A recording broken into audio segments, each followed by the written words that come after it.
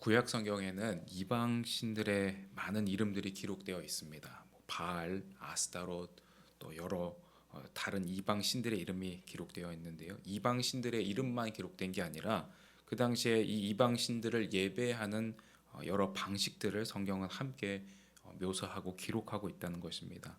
그런데 이런 이방 신들을 섬기는 민족과 나라가 자기들이 믿는 이 신들을 예배하는 그 예배 행위의 목적이 크게 한 세 가지 정도 됩니다. 첫 번째는 신의 환심을 사서 자기들이 기대하는 것을 얻어내기 위함입니다. 그러니까 농사의 풍년을 위해서, 또 나라의 번영과 가정의 형통을 위해서 이들은 우상을 섬겼습니다. 또 두 번째로 이 이방신을 향한 예배의 목적은 신의 진노와 저주를 피하기 위한 목적으로, 그러니까 다시 말하면 신을 달래기 위한 의식으로 예배하기도 했습니다. 그리고 마지막 세 번째로 일종의 국가적인 행사로, 또 축제를 위한 목적으로, 그래서 그 나라의 백성들을 단합하고 또 왕권을 보여주기 위해서 그런 목적을 가지고 이방 제사가 드려지기도 했습니다. 이런 이방 제사의 패턴은 단지 구약 성경에만 드러나는 것이 아니라 세계 역사의 다양한 종교 행위와 또 신들을 예배하는 모습에서도 비슷한 패턴으로 반복됩니다. 그러면 오늘 레위기 1장 말씀에 하나님이 모세를 통하여 알려주신 이 번제의 제사와 이방 신들을 향한 제사의 차이점은 무엇일까요? 먼저는 구약 성경이 가르치는 이 번제의 제사는 이방 신들을 예배하는 목적과는 전혀 다른 목적을 가진다는 큰 차이가 있습니다. 왜냐하면 이방 종교는 인간적인 수준에서, 그러니까 인간의 필요를 위해서 예배의 방식과 목적이 결정됐기 때문입니다. 그러나 구약 성경에서 하나님을 섬기는 이 이스라엘 백성들에게 나타난 예배의 핵심은 무엇이냐? 그것은 바로 살아계신 하나님과의 사랑의 관계, 인격적인 관계에서 시작한다는 것입니다. 여러분, 이것을 잘 보여주는 한 가지 예가 있습니다. 어느 날 아이가 밖에서 하루 종일 뛰어놀다가 손도 더러워지고 얼굴도 깨재재해서 집에 돌아왔습니다. 그래서 너무 배가 고파서 식탁에 앉아서 밥을 먹으려고 하는데 옆에 있던 아버지가 아이를 타이릅니다. 얘야, 먼저 가서 깨끗하게 씻고 와라. 그리고 나서 우리 같이 밥 먹자. 여러분, 이것이 하나님께서 이스라엘에게 주신 모든 예배의 출발점입니다. 하나님이 알려주신 번제의 제사의 방식은 우리를 죄의 오염으로부터 자유롭게 만드는 하나님의 은혜의 방편이었던 것입니다. 그러나 여러분, 우리는 이제 더 이상 살아있는 가축을 잡아서 그 피를 붓거나 고기를 태워서 하나님을 예배하지 않습니다. 왜냐하면 이제는 새로운 언약 관계가 예수 그리스도 안에서 시작되었기 때문입니다. 모세의 돌판에 새겨진 옛 언약의 방식이 아니라 예수님이 자신의 피로 세우신 그 새로운 언약 관계 안에서 하나님께 나아가는 완전하고 새로운 길이 열려 있습니다. 사도 바울도 로마서 3장에서 이렇게 선포합니다.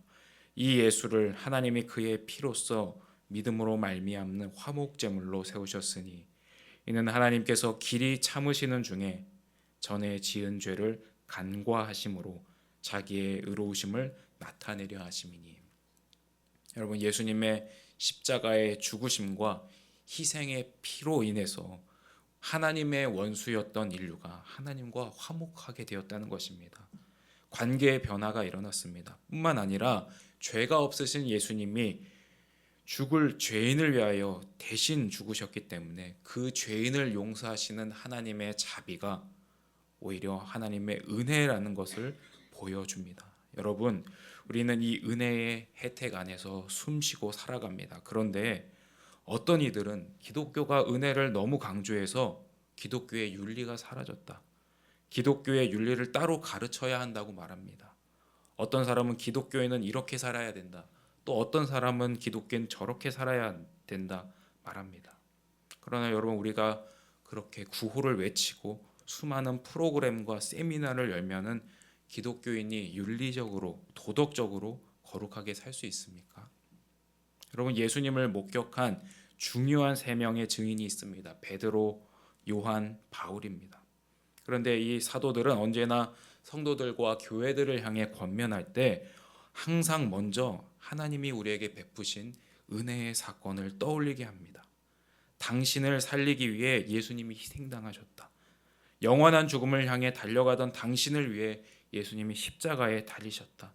늘 언제나 이 하나님의 은혜의 사건, 십자가의 사건을 강조합니다. 왜냐하면 여러분, 우리 자신은 하나님의 은혜를 떠나서는 어떤 인생을 살아야 될지, 어떻게 살아야 할지 말하고 가르치는 것은 결국 인간의 죄성에 또 다른 무너지게 될 도덕과 윤리를 만들고 세우는 것이기 때문입니다. 여러분, 우리가 세상에서 거룩하게 살 수 있는 힘은 거룩하게 살자 그런 구호나 프로그램에서 나오지 않습니다. 제단 위에서 그 제물이 전부 태운 제물의 연기가 하늘로 올라가는 것처럼 여러분, 우리를 위해 전부를 내어주신 예수 그리스도의 사랑이 우리의 영혼 깊은 곳에서 고백될 때 우리의 거룩은 시작됩니다. 여러분, 오늘 하루 하나님의 그 놀라운 은혜를 깊이 묵상해 보실 수 있기를 바랍니다. 그 사랑에 감사하는 마음이 오늘 우리를 그리스도의 향기가 나는 제자로 살아가게 할 것입니다. 그 은혜의 깊이와 넓이를 더 알아가는 복된 하루가 되시기를 주님의 이름으로 축복합니다. 기도하겠습니다. 하나님 아버지, 이 영원한 죄인을 예수 그리스도 안에서 품으시고 구원하신 하나님의 놀라운 은혜에 감사드립니다. 이 시간 우리가 함께 기도할 때에 하나님의 그 놀라운 은혜와 사랑을 더 깊이 알아갈 수 있도록 성령님 우리 가운데 역사해 주옵소서.